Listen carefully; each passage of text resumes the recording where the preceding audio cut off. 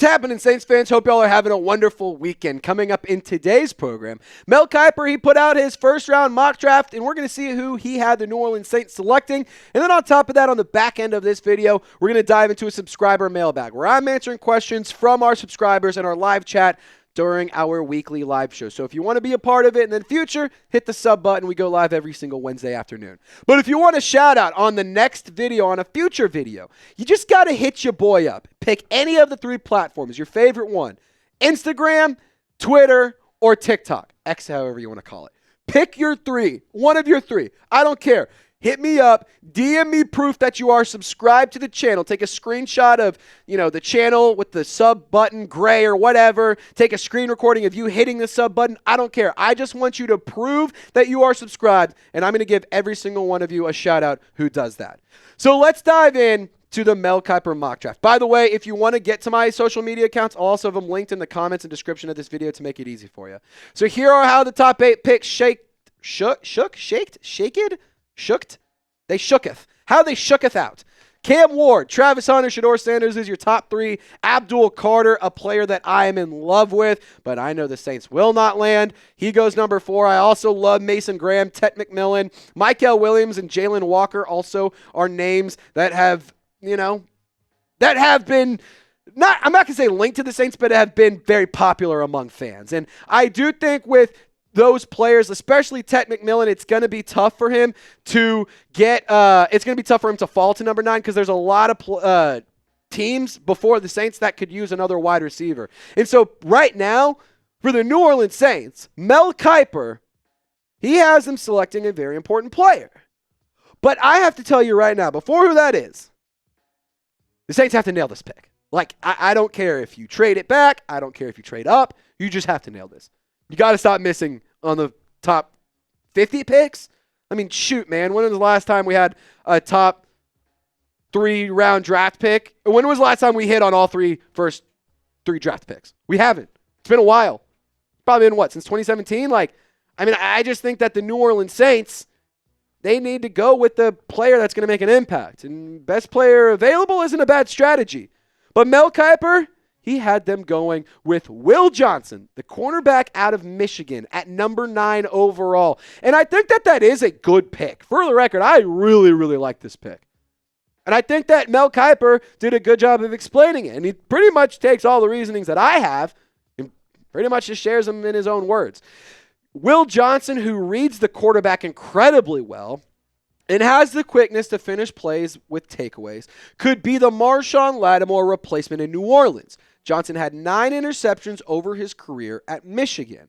Now, with Will Johnson, I do think if you paired him, Alontae Taylor, and Kool-Aid McKinstry up, that's a nice little trio of young, quality talent with a lot of high upside. So if you can make that your cornerback trio for the foreseeable future, I think you're set.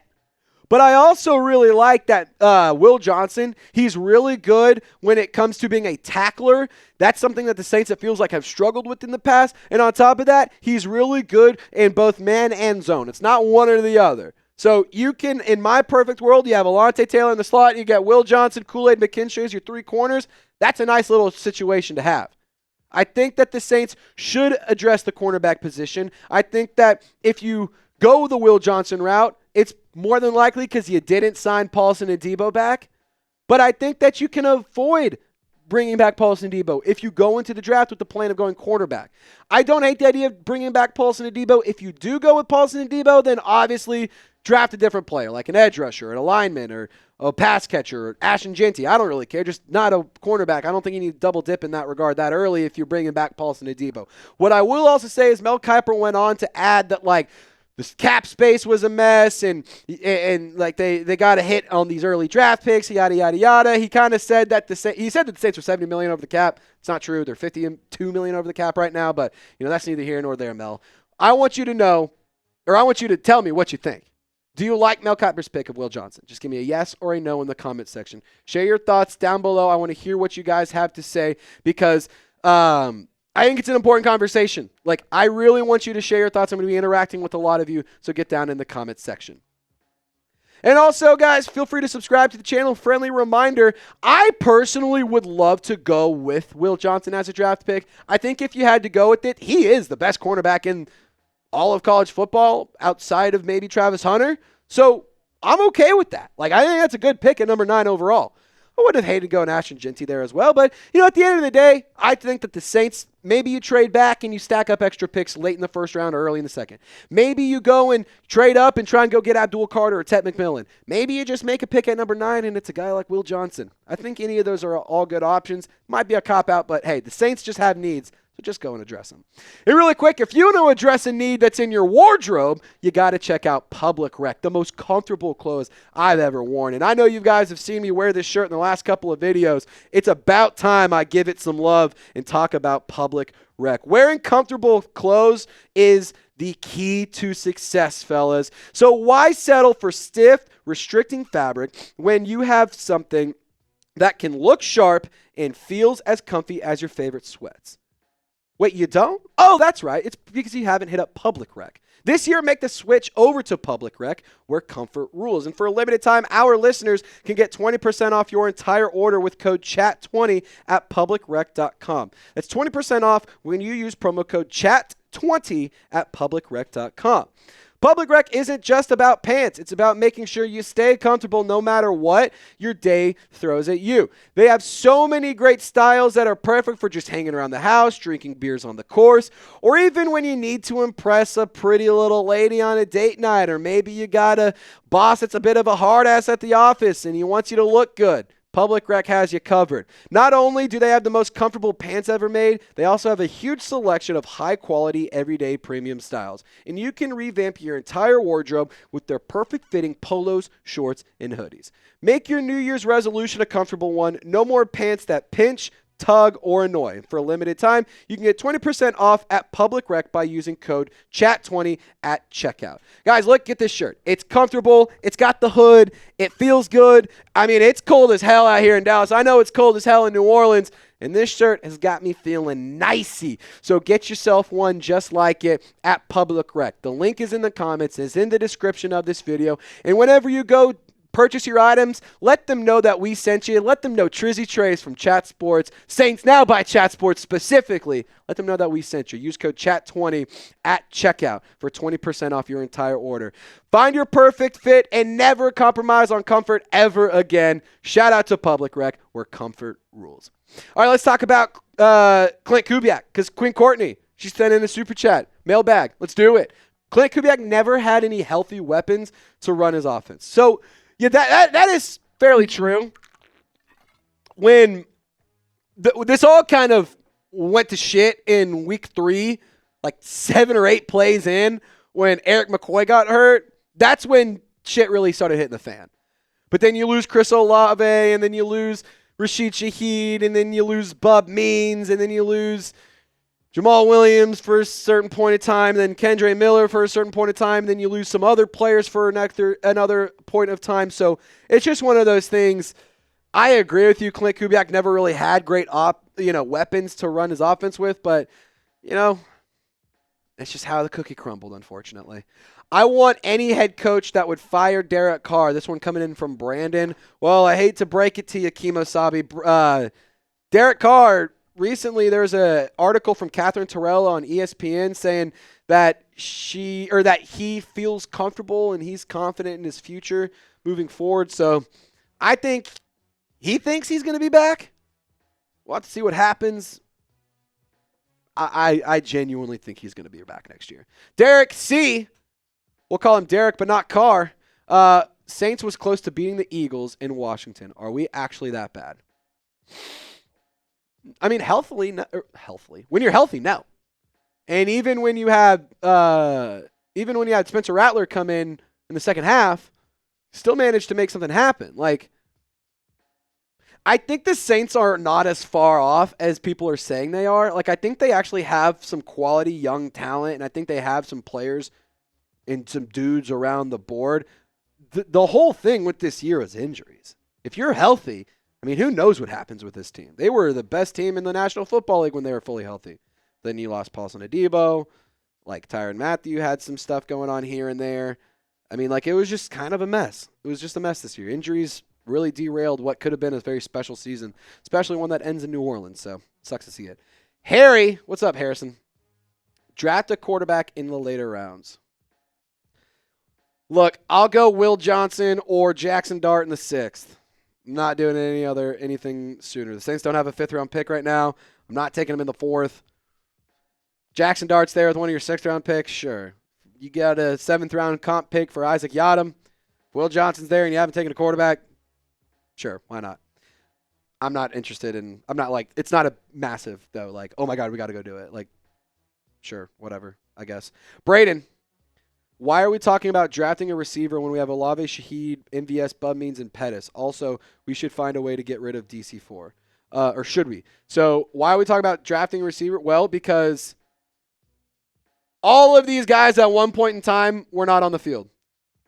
All of them at one point. You never had all 5 of these players on the field at the same time. Let me make that very clear. Chris Olave, Rasheed Shaheed, and Marquez Valdez-Scantling, they never played any snaps all 3 together. Bub Means never got snaps in all together with those guys. Dante Pettis, he got added late. Never got snaps with all those guys. Like, Dante Pettis is a Rasheed Shaheed replacement. He's not a long-term wide receiver for this team. Or he's not a wide receiver for this team that is going to have any real impact. Bub Means, maybe he can, but we're going to have to see what happens. He's got to get back on the field. Should we try and find a way to get rid of Derek Carr? I don't hate the idea of doing it. You would save $30 million this year against the cap. However, you just continue to kick the can down the road if you restructure him. So it's like, I'm kind of at a point where I'm ready to just be done and just start from scratch. And like, we know what Derek Carr is. He's not inspiring. I'd rather go with Spencer Rattler. Let me put this. I want to win. I'd rather win 5 games with Spencer Rattler than 5 games with Derek Carr. Totally transparent. I want to trade for DK Metcalf. Ooh, that would be fun. That would be fun. I, too, Luce McAllister, want to trade for DK Metcalf. I think DK is a very good receiver. He's a very athletic player, incredibly large build. Like, he is what you want in a wide receiver. And a great athlete, a strong player. And on top of that, he's a good football player, too. I mean, Jeremy's over here cracking me up in my ear. Hey, look, 15 yards per catch. He's a guy at 6'4", 235 pounds that could fill a spot of need in the wide receiver group. I think when it comes to the New Orleans Saints, they don't need as much speed. They need guys that are big-bodied, contested catch specialists. And I think that DK Metcalf would be an excellent option at that. So let me ask you, would you trade for DK Metcalf? Just give me a trade or a pass in the comments down below. I want to hear what you guys have to say because personally, I would be all for it, but I know that it would probably be a pretty expensive price tag. Let me know your thoughts down in the comments. Trade or pass. God, I am dying over here. All right, Josh the Great. Good lagoon. Would you rather take the leadership of Rizzi or the IQ of Joe Brady? That's a good question. Because the Saints are lacking a high football IQ right now, but they're also lacking leadership, and they're lacking a culture. I think Darren Rizzi could build a culture. I think it's important. But I also think if Joe Brady comes in with the high football IQ and starts making good decisions and starts doing things right, then at some point in time, you start building a winning culture there too. So I don't think that there's I'd rather go Joe Brady. I'm going to make a decision. I'd rather go Joe Brady. I was going to try and play the fence. I would rather have Joe Brady, but I don't think Darren Rizzi is a horrible option. I am a little bit concerned because it's starting to be very similar to Antonio Pierce and the Raiders last year. He came back. He was who the players wanted. He could yell Raiders really loud. He was obviously the top choice for that team, and now they are hiring a new head coach once again. So I just want to avoid that. What about Cam? Yes, 100%. I would draft Cam Skatteboo, no questions asked. I don't care when. I don't care how. I want Cam Skatteboo. I think that he will climb to the second round. By the time the draft process is all said and done, like with the combine and with all that going in, I think by the time that's all done, you could see Cam Skatteboo being a late second round pick. I think that, 41 or so, 40, 41, like whatever the second round pick that the Saints have, I think that's kind of early for Cam, but I'm also like, that's my guy, and I have no like ill will to somebody who's like, I'm just going to go get my guy. I mean, think about what the Lions did a few years ago with Jahmyr Gibbs. He had no business being drafted that early, but that's who he wanted. That's who Dan Campbell wanted. That was their guy, and clearly that's been proven to be a really good option. All righty, so Joe Brady fan, do you think the Saints would trade Tyrann Mathieu? I don't. You'll see a lot of names get popped up over the course of the offseason. You'll see names get as trade candidates, especially for the Saints, because they're a team that needs to shed a lot of cap space, and that's going to be the big reason why they want to trade Tyrann Mathieu or Derek Carr or whoever else it may be. I do not think that they would trade Tyrann Mathieu. I think that he is a leader on the team. I think he is a leader in the city. He came to the Saints as a free agent. He wants to be here. He wants to retire here. He's made that very, very clear. I don't think that the Saints are in the position or in the mindset to really get rid of him at any point. But we'll have to see what happens. All righty. So just for fun, 100%. Yeah. I mean, at this point, super chat from US Champ. Shout out to you, by the way, man. Appreciate you. Yeah, 100%.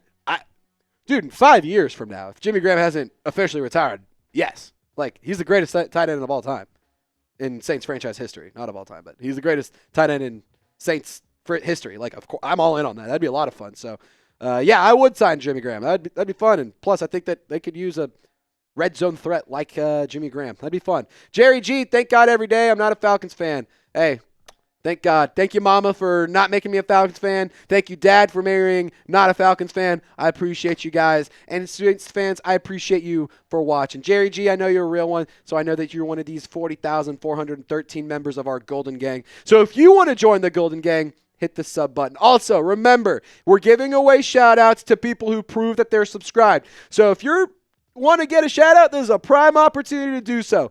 Reminder to like the video, support the channel, help us grow as we continue to grow and climb the road to 50,000 subscribers, but also get down in the comment section. Share your thoughts. Let's have a conversation. It's chat sports. It's not Trizzy sports. I want to have a conversation with you. Thank you guys so much for watching. Thank you all so much for supporting. Y'all stay golden, and we'll see you next time.